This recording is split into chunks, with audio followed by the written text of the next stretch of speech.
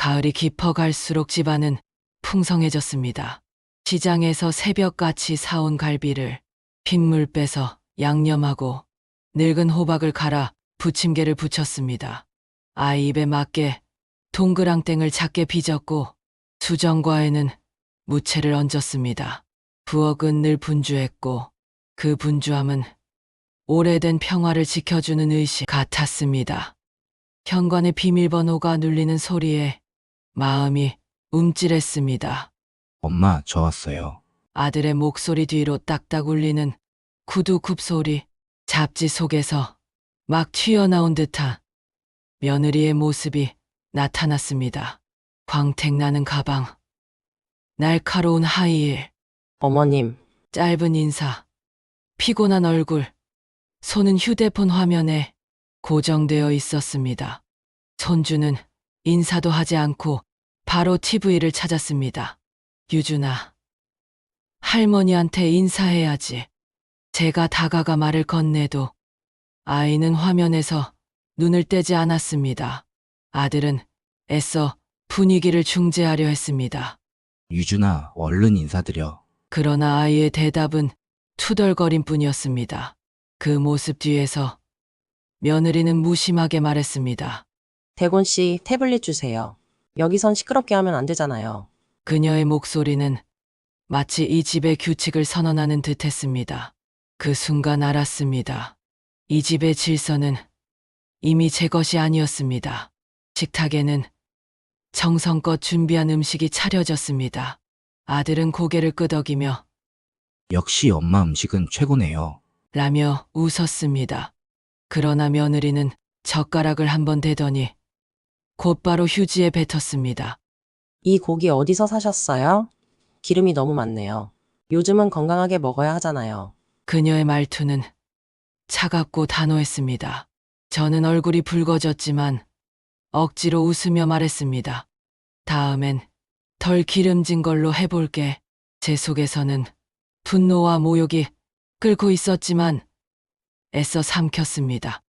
삼킨 건 자존심이었고 삼켜지지 않은 건 쌓이는 균열이었습니다. 손주에게 깎은 배를 건네려 했습니다. 그러자 아이는 작은 발로 제 정강이를 걷어찼습니다.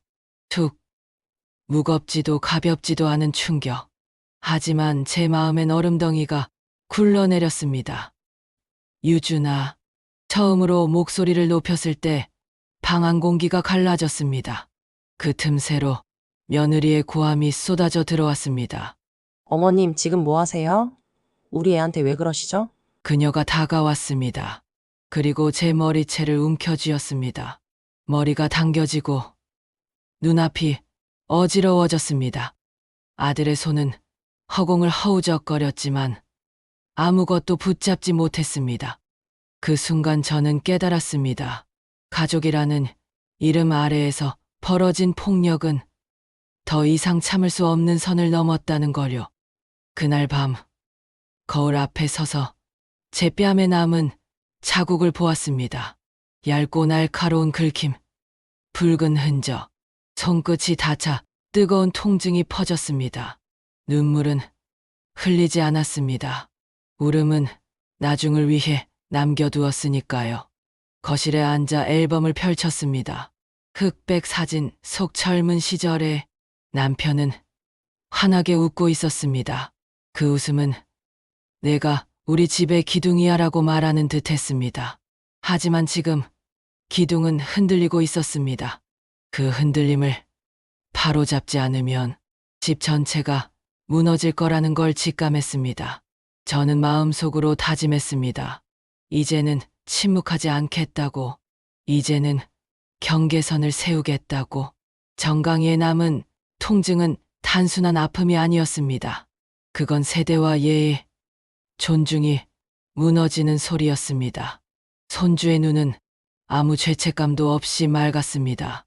마치 잘못은 오히려 제 쪽에 있다는 듯. 유준아, 어른에게 발길질하는 건 나쁜 거야. 얼른 사과해야지. 제 목소리는 낮았지만 단호했습니다. 그러나 아이의 입에서는 사과가 나오지 않았습니다. 대신 방 안이 며느리의 고함으로 채워졌습니다. 어머님, 우리 애한테 왜 소리 지르세요? 애가 뭘 안다고. 감히 그렇게 함부로 대하세요? 그녀는 눈을 치켜뜨고 다가왔습니다. 그리고 제 머리채를 사정없이 잡아챘습니다. 머리가 뒤로 젖혀지고 세상이 돌아갔습니다. 아들의 목소리가 들렸습니다. 미희야, 제발 그만해. 하지만 그의 손은 제 두피를 감싸지도 아내의 팔을 잡아내지도 못했습니다. 그저 허공을 허우적거릴 뿐이었죠. 머리에서 불이 붙는 듯한 고통이 번졌습니다. 그러나 더 치명적인 건 아들의 무력함이었습니다. 그는 여전히 아내의 눈치를 보며 저를 지켜주지 못했습니다. 머리채가 놓이고 나자 뺨에 뜨거운 긁힘이 남았습니다. 손톱이 지나간 자리에는 붉은 선이 길게 그어졌습니다. 거실은 엉망이었습니다. 과일 조각은 바닥에 흩어져 있었고 아이가 던진 장난감은 팔이 부러진 채 나뒹굴었습니다. 그 어수선한 풍경은 제 마음속 무너진 풍경과 꼭 닮아 있었습니다. 아들은 다급히 말했습니다. 엄마, 미희가 일부러 그런 게 아니에요. 놀라서 그랬대요. 그의 말은 변명이자 편절이었습니다. 저를 위하는 대신 그는 아내를 달래고 있었습니다. 미희야, 괜찮아. 엄마도 일부러 그런 건 아니잖아. 그 순간 저는 깨달았습니다. 아들은 더 이상 제 아들이 아니었습니다. 그는 며느리의 남편일 뿐이었고 그녀의 세계에 사로잡혀 있었습니다. 가족이라는 단어는 더 이상 저를 보호해주는 방패가 아니었습니다. 밤이 깊어지자 방 안에는 서늘한 침묵이 감돌았습니다. 저는 거울 앞에 서서 상처난 뺨을 바라봤습니다. 남편의 목소리가 귓가에 맴도는 듯했습니다. 당신은 우리 집의 기둥이야. 그 기둥은 뽑히려 하고 있었습니다. 하지만 뽑히게 두지 않겠다고 다짐했습니다. 그날 밤 저는 서랍을 열어 낡은 봉투를 꺼냈습니다. 아들이 아파트 전세금을 마련할 때 빌려준 5억 원의 계약서, 평생 꺼낼 일 없을 줄 알았던 종이가 제 손에 들려 있었습니다. 그래, 이제는 이걸 써야 할 때가 왔구나. 제 안에서 무언가 차갑고 단단한 것이 자리 잡기 시작했습니다. 다음 날 은행 창구에 앉았습니다. 제 명의로 된 모든 계좌를 확인하고 싶습니다. 그리고 아들 계좌로 자동이체되던 금액은 즉시 중단해 주세요. 직원의 눈이 동그래졌습니다. 그러나 저는 흔들리지 않았습니다. 보험 수익자 명단도 모두 수정했습니다. 원래는 아들이었습니다. 이제는 모두 제 이름으로 바꿨습니다. 그 순간 제 심장은 묘하게 가벼워졌습니다. 배신당한 아픔이 결심으로 바뀌고 있었습니다. 은행 문을 나서자 휴대폰이 울렸습니다. 아들의 이름이 떴습니다. 저는 잠시 주저하다가 받았습니다. 엄마, 괜찮으세요? 미희가 어젯밤에 너무 놀라서 아팠대요. 엄마가 먼저 괜찮다고 말해주시면 미희도 사과할 거예요. 그 말에 웃음이 나왔습니다. 머리채를 잡힌 사람은 저인데 아프다는 건 며느리였습니다. 사과를 받아내기 위해 먼저 사과하라는 기묘한 논리. 저는 차갑게 말했습니다. 대고나, 너는 후회하게 될 거다. 내 집은 이제 내가 지킨다. 그리고 전화를 끊었습니다. 거실에 앉아 부러진 장난감 로봇을 바라봤습니다. 팔 하나가 꺾여 있었습니다. 그건 아들과 제 관계 같았습니다. 부러졌고 다시 붙일 수 없는 상처. 저는 로봇을 신문지에 싸서 쓰레기통 옆에 내려놓았습니다. 그리고 거울 앞에 섰습니다. 뺨에 난 상처는 여전히 붉게 빛났습니다. 그러나 그 상처보다 선명한 건 제 눈빛이었습니다. 분노와 두려움 대신 냉정한 결심이 어려 있었습니다. 이제 시작이다. 제 속에서 낮고 단단한 목소리가 울렸습니다. 그건 복수의 시작이 아니라 존엄을 되찾기 위한 첫걸음이었습니다. 변호사 사무실의 공기는 건조했습니다. 박 변호사는 서류철을 넘기며 조용히 제 말을 들었습니다. 원금만 돌려받겠습니다. 이자는 필요 없습니다. 그는 잠시 고개를 끄덕이더니 타건하는 손을 멈추고 말했습니다. 형수님 요구는 감명할수록 좋습니다. 날짜, 금액, 근거, 그리고 기한. 프린터가 길고 흰숨을 토해냈습니다. 내용 증명 초안은 차갑고 간결했습니다. 귀하 김대곤 보증인 유미희는 20XX년 X월 X1 채권자 오성숙으로부터 주택자금 명목 5억 원을 차용하였으므로 본 내용 증명을 통해 전액 상환을 요구합니다. 수령일로부터 14일 이내 상환 계획 회신 없을 시 법적 조치에 착수합니다. 저는 문장을 한 줄씩 따라가며 읽었습니다. 단어들의 체온이 낮았습니다. 마음을 대지 않으려 고의로 시켜둔 문자들이었지요. 도장을 찍을 때 잉크가 종이 속으로 스며드는 소리가 났습니다. 쿵.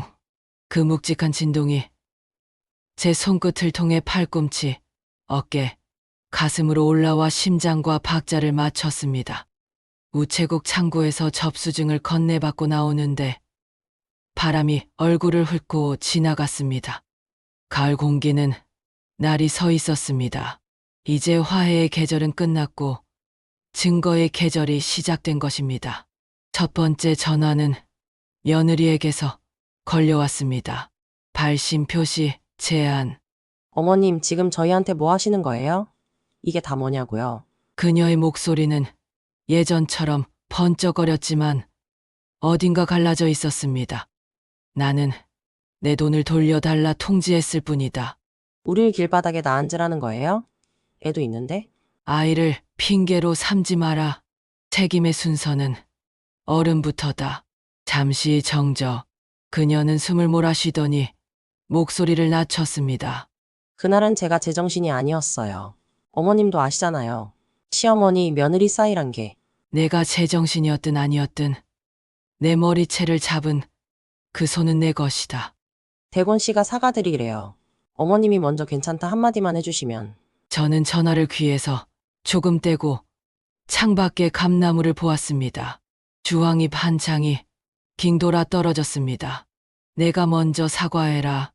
그리고 돈은 계약대로 갚아라. 뚝. 통화가 끊겼습니다. 분노가 아니라 비릿한 공포의 여운이 남았습니다. 그 공포는 내 것이 아니었습니다. 두 번째 전화는 아들이었습니다. 엄마 그 문서 취소하면 안 돼요? 내 아내와 상의해서 밥을 계획을 먼저 가져와라. 미희가 요즘 많이 힘들어요. 엄마가 이해한다고. 대곤아, 제 목소리가 아주 낮았고 그 낮음이 아들의 말을 멈추게 했습니다. 내가 지금 지키려는 건 가정이냐?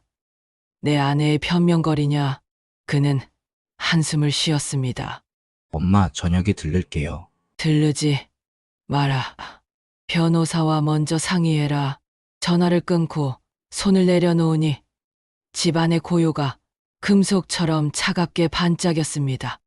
나는 서랍에서 파일 폴더를 꺼내 테이블 위에 펼쳤습니다.